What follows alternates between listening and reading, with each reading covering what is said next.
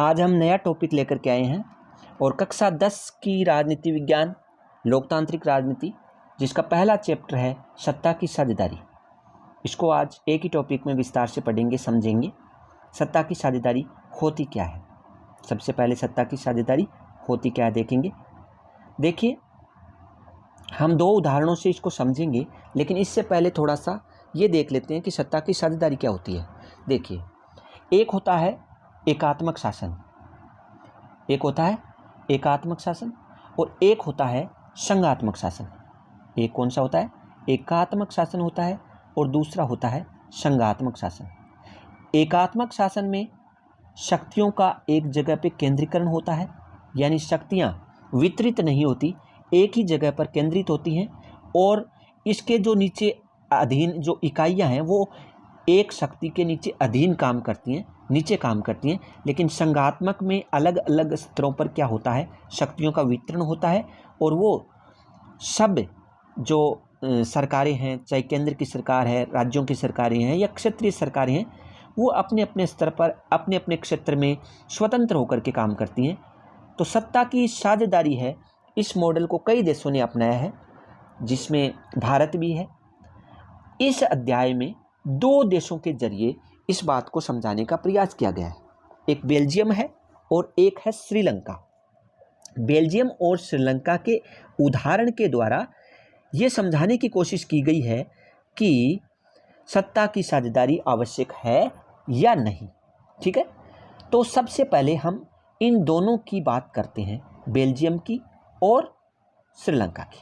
सबसे पहले बेल्जियम को देखते हैं। बेल्जियम यूरोप का एक छोटा सा देश है। बेल्जियम क्या है? यूरोप का एक छोटा सा देश और क्षेत्रफल में हमारे हरियाणा राज्य से भी छोटा है। क्षेत्रफल में हरियाणा से भी क्या है? छोटा है। 4 देशों से इसकी सीमाएं मिलती हैं। कितने देशों से मिलती हैं? 4 देशों से, जिसमें फ्रांस है, नीदरलैंड है, जर्मनी है और लग्जमबर्ग है। यानी 4 ऐसी कंट्रियां हैं जो इसके चारों ओर स्थित हैं।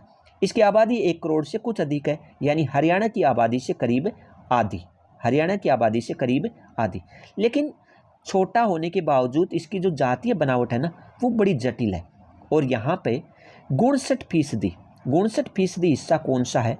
59% हिस्सा वो है, 59% हिस्सा फ्लेमिश इलाके में रहता है और डच भाषा बोलता है, जबकि 40% हिस्सा है वो इलाके में रहता है वेलोनिया और बोलता है फ्रेंच भाषा। यानी कहने का मतलब, एक तरफ डच भाषा बोलने वाले लोग रहते हैं, डच भाषा बोलने वाले, और वो संख्या में कितने हैं? 59%। दूसरी तरफ फ्रेंच भाषा बोलने वाले लोग हैं और वो संख्या में कितने हैं? 40%। लेकिन दिक्कत ये है कि 59% होते हुए भी डच भाषी जो लोग हैं वो फ्रेंच भाषी लोगों के मुकाबले धन के मामले में, ताकत के मामले में और अन्य कई मामलों में उनसे कम है। यानी धन के मामले में, ताकत के मामले में जो फ्रेंच भाषी लोग हैं वो ज़्यादा आगे हैं। और इसकी शिकायत डच भाषियों को है कि वो संख्या में ज़्यादा होते हुए भी फ्रेंच भाषियों के बराबर नहीं है। और इसी बात के कारण इन दोनों समुदायों के बीच में क्या है? तनाव है। ठीक है, राजधानी ब्रुसेल्स में थोड़ी सी स्थिति उल्टी है। राजधानी ब्रुसेल्स में फ्रेंच 80% हैं और डच हैं वो 20% हैं। तो यानी राजधानी में स्थिति क्या है? उल्टी है। अब हम इन दोनों का तुलनात्मक अध्ययन देखें तो ताकतवर कौन है? फ्रेंच भाषी। और इसी की शिकायत किसको है? डच भाषी लोगों को है। इसको आगे देखेंगे। थोड़ा सा श्रीलंका पर नज़र डाल लेते हैं। श्रीलंका एक छोटा सा द्वीपीय देश है। क्या है श्रीलंका? एक छोटा सा द्वीपीय देश है। अपने भारत के तमिलनाडु के दक्षिणी तट से कुछ ही दूरी पर स्थित है। आबादी लगभग 2 करोड़ है, यानी हरियाणा के लगभग बराबर। दक्षिण एशिया के अन्य देशों की तरह श्रीलंका की आबादी में भी कई जाति समूह के लोग हैं और इनमें जो प्रमुख है ना, वो हैं, एक तो प्रमुख हैं वो सिंहली भाषा बोलने वाले लोग हैं और ये 74% हैं। 74% क्या बोलते हैं? सिंहली भाषा। जबकि 18% लोग हैं वो तमिल बोलते हैं और तमिलों में भी एक भारतीय तमिल है जो 5% हैं और श्रीलंकन तमिल हैं वो 13% हैं। श्रीलंकन तमिल 13% हैं। लेकिन दिक्कत यहाँ पर यह है कि जो सिंहली भाषी लोग हैं वो पूरी तरह से डोमिनेट करने की कोशिश करते हैं। ठीक है, वो पूरी तरह से डोमिनेट करने की कोशिश करते हैं और वो बहुसंख्यकवाद को अपनाते हैं। यानी ये बेल्जियम का क्षेत्र, एक वेलोनिया क्षेत्र हो गया जो यहाँ पे दर्शाया गया है, वेलोनिया, ये वेलोनिया क्षेत्र है। और ये कौन सा है, ये है फ्लेमिश। फ्लेमिश में डच भाषी लोग हैं, फ्लेमिश में डच भाषी लोग हैं 62% हैं। और ये वेलोनिया में फ्रेंच भाषी लोग हैं, कौन से लोग हैं, फ्रेंच भाषी लोग हैं। और ये कितने फीसदी हैं, ये हैं 40%। क्या है, 40%। तो इस प्रकार की स्थिति है। दोनों समुदायों में खासा अंतर है। बहुसंख्यक कौन है, डच है, लेकिन ताकत के मामले में और अन्य मामलों में ज़्यादा आगे कौन है, फ्रेंच भाषी। तो इसकी शिकायत किसको है, डच भाषी लोगों को है। ठीक है, अब श्रीलंका की बात कर लेते हैं। ये श्रीलंका है, ये श्रीलंका है। इसमें जो ज़्यादातर लोग हैं वो कौन है, 74% के लगभग कौन लोग हैं, ये सियाली भाषा बोलने वाले लोग हैं। और ये श्रीलंका के उत्तरी और पूर्वी इलाकों में कौन है, तमिल भाषी लोग हैं। इनमें 13% श्रीलंकन तमिल है और 5% इंडियन तमिल है। दिक्कत यह है कि श्रीलंकन जो तमिल हैं और जो भारतीय तमिल हैं, इन लोगों को सियाली भाषी लोग हैं वो बिल्कुल भी भाव नहीं देते। तो हम दोनों की स्थिति पर गौर करेंगे। पहले हम देख लेते हैं श्रीलंका में बहुसंख्यकवाद। देखिए, श्रीलंका 1948 में क्या होता है, स्वतंत्र होता है। 1948 में स्वतंत्र होता है और सियाली समुदाय के जो नेता हैं वो लोकतांत्रिक रूप से निर्वाचित होते हैं, लेकिन वो बहुसंख्यकवाद पर उतर आते हैं।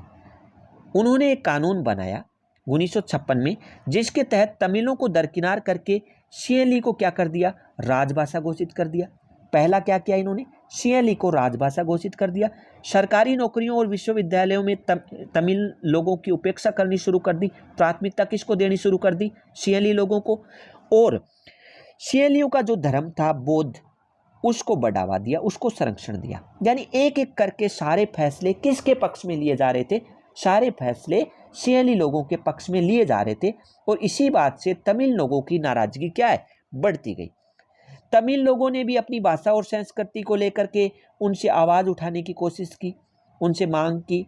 श्रीलंकाई तमिलों ने भी अपनी राजनीतिक पार्टियां बनाई और तमिल को राजभाषा बनाने के लिए, तमिलों का जो क्षेत्र है उसको क्षेत्रीय स्वायत्तता देने के लिए और शिक्षा और रोजगार में समान अवसरों की मांग के लिए तमिलों ने क्या करना शुरू कर दिया, संघर्ष करना शुरू कर दिया। 1980 के दशक तक आते आते श्रीलंका में स्वतंत्र तमिल ईलम सरकार बनाने की मांग भी उठी, लेकिन इन सभी मांगों को दरकिनार कर दिया किसने, सियाली भाषी लोगों ने। क्योंकि सियाली भाषी लोग थे वो बहुसंख्यक थे और उन्हें हार का कोई डर नहीं था। तो ऐसी स्थिति में श्रीलंका में क्या हुए, दोनों पक्षों में टकराव हो गया, स्थिति गृह युद्ध तक आ पहुंची और इसमें हजारों लोगों को जान माल का नुकसान हुआ, हजारों लोग मारे गए, रोजी रोटी चौपट हो गई।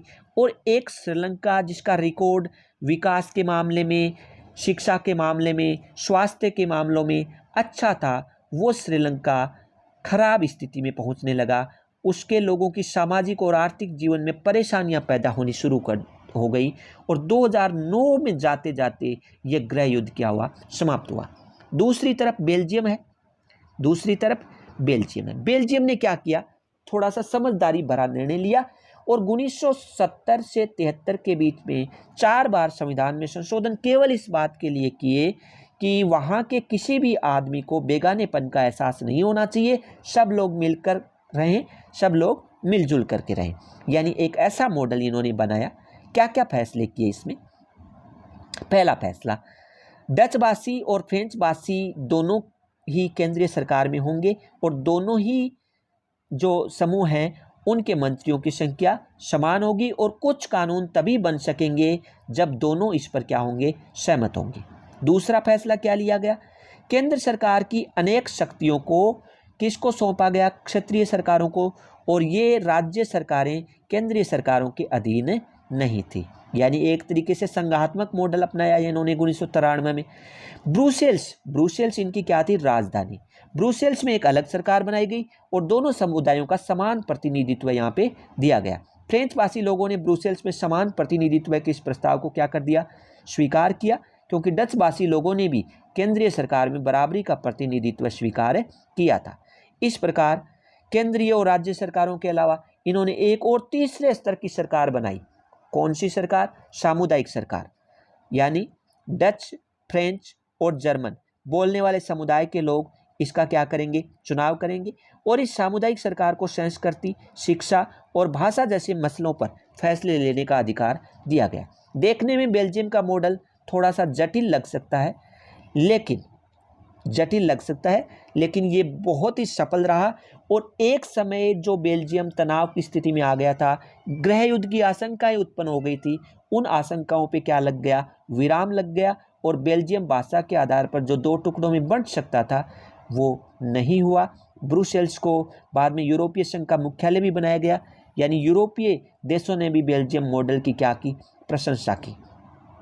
कहने का मतलब ये है कि बेल्जियम और श्रीलंका में दोनों में ही क्या है, एक जैसी स्थितियां हो सकती थी, यानी दोनों में सामाजिक जटिलता थी। एक तरफ बेल्जियम में डच भाषी और फ्रेंच भाषी लोग थे और उनमें डच बाहुल्य था, लेकिन डच बाहुल्य होते हुए भी उन्होंने समझदारी भरा निर्णय करते हुए बेल्जियम में क्या अपनाया, बेल्जियम में इन्होंने सत्ता की क्या की, साझेदारी की, सबको प्रतिनिधित्व दिया। श्रीलंका ने गलती क्या की, श्रीलंका ने गलती ये की कि इन्होंने सत्ता की साझेदारी के मॉडल को नहीं अपनाया। श्रीलंका ने इस मॉडल को नहीं अपनाया, बेल्जियम ने इस मॉडल को अपनाया और इस प्रकार बेल्जियम ने समझदारी भरा निर्णय लिया, अपने देश को एक रखा और श्रीलंका में गृह युद्ध की स्थिति उत्पन्न हो गई। ठीक है, इसके बाद में एक प्रश्न उठता है, सत्ता की साझेदारी आवश्यक क्यों है? बड़ा इंपॉर्टेंट प्रश्न है, सत्ता की साझेदारी आवश्यक क्यों है? तो कई कारण हो सकते हैं इसके, कई कारण हो सकते हैं सत्ता का बंटवारा। एक बात ये कही जा सकती है कि सत्ता की साझेदारी दरअसल क्या है, लोकतंत्र की आत्मा है। क्या है? लोकतंत्र होता ही किसका है? लोगों का। और सत्ता की साझेदारी का मतलब है लोगों को सत्ता में हिस्सेदारी ज़्यादा से ज़्यादा दी जा रही है। ठीक है, तो इसका मतलब लोकतांत्रिक तरीके से इसमें शासन चलाया जा रहा है। वहीं दूसरा जो मॉडल था श्रीलंका में, वहाँ पे सत्ता की साझेदारी नहीं, भले कहने को वहाँ लोकतंत्र हो, लेकिन वहाँ पे 26% जो लोग थे, यानी 74% सिंहलियों के अलावा जो लोग थे, उनकी क्या की गई, उपेक्षा की गई।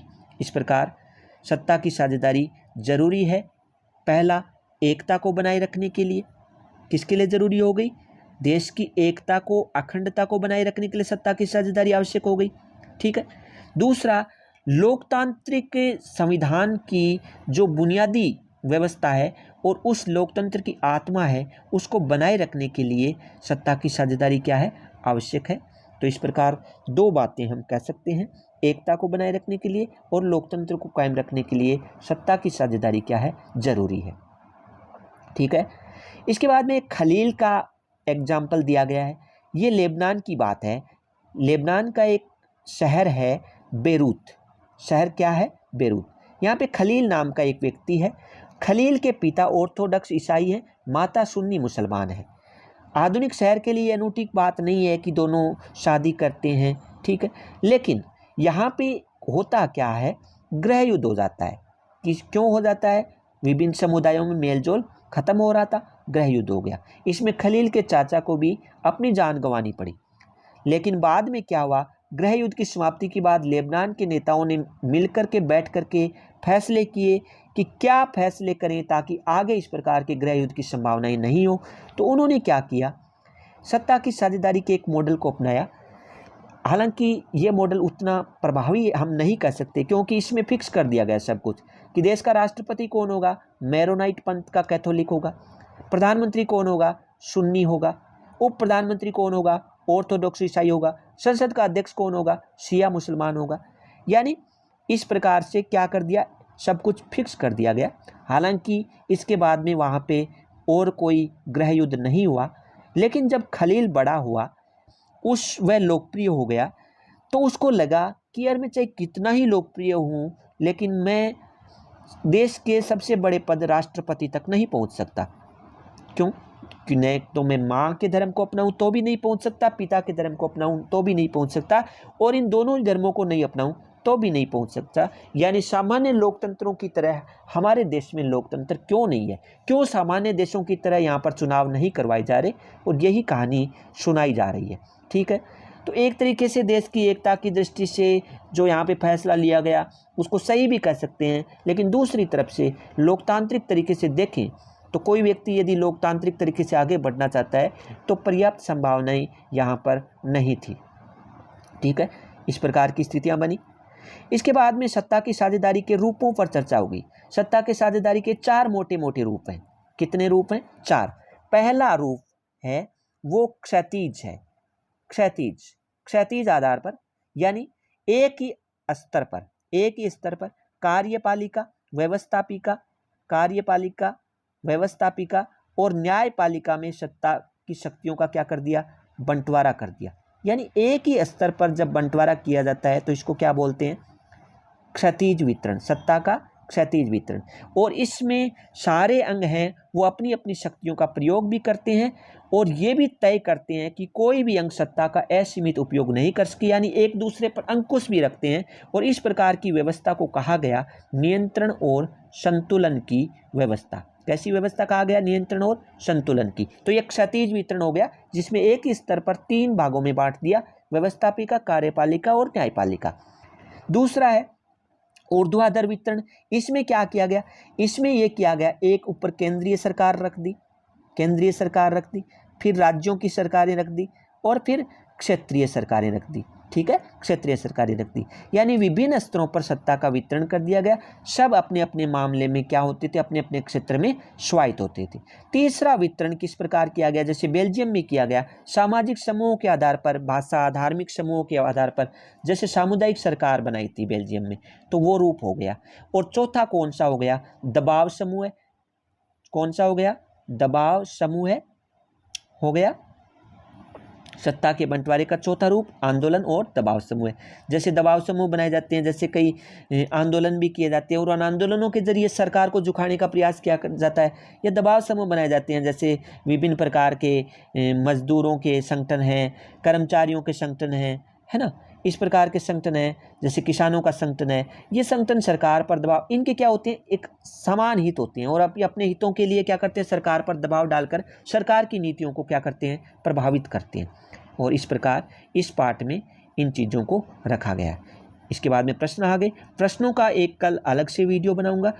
अब रोज़ शाम 6 बजे क्या किया जाएगा? 12वीं क्लास पॉलिटिकल साइंस का वीडियो डाला जाएगा।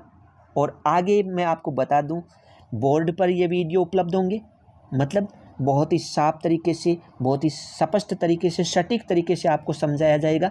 12वीं के सभी पाठों का अध्ययन किया जाएगा। 12वीं राजनीति रोज़ शाम सोमवार से लेकर के शुक्रवार तक रोज़ शाम 6 बजे इसका वीडियो डाला जाएगा। इसके अलावा कक्षा 10 का वीडियो रोज़ शाम 7 बजे डाला जाएगा। कक्षा 10 का रोज़ शाम 7 बजे डाला जाएगा। कक्षा 11 का शनिवार और रविवार को डाला जाएगा। और इसके अलावा पूरे संविधान को हम पढ़ेंगे और सबसे पहले RS प्री में जो मैटर है उसको हम देखेंगे। तो कल शाम को एक वीडियो आएगा संविधान सभा का, और ये वीडियो पूर्णतः संसाधनों का इस्तेमाल करते हुए शानदार तरीके से आएगा। और संविधान सभा का ये वीडियो आप लोगों तक ज़रूर पहुंचाना है। जो भी आपसे जुड़े हुए लोग हैं, जो भी मुझे इस समय देख रहे हैं, मेरे से जुड़े हुए लोग हैं, वो संविधान सभा का वीडियो एक बार पहुंचाइएगा। और यदि आपको लगता है कि संविधान सभा में अब आपके कोई भी डाउट नहीं रहा है तो मेरे चैनल को सब्सक्राइब कर दीजिएगा। और यदि आपको लगता है कि संविधान सभा में मेरे समझाने के बाद भी आपके मन में डाउट रह गए हैं तो भले ही आप सब्सक्राइब नहीं करना, अभी चैनल को सब्सक्राइब ज़रूर कीजिएगा। आप सुभाष नैन चौधरी के नाम से चैनल सर्च कर सकते हैं। किस नाम से? सुभाष नैन चौधरी के नाम से चैनल सर्च करके और इसको सब्सक्राइब कर सकते हैं, ताकि आपको आने वाले सभी वीडियो का नोटिफिकेशन मिल सके।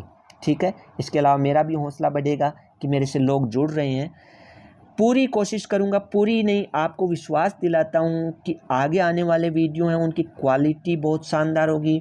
बोर्ड पर, ब्लैक बोर्ड पर, डिजिटल बोर्ड पर वो वीडियो बनाए जाएंगे। तो ज़्यादा से ज़्यादा संख्या में इस चैनल को शेयर कीजिए, सब्सक्राइब कीजिए, लाइक कीजिए, ताकि मेरा भी हौसला बढ़े और मैं और ज़्यादा एनर्जी, ऊर्जा से आप लोगों की हर एक समस्या का सॉल्यूशन कर सकूं। धन्यवाद।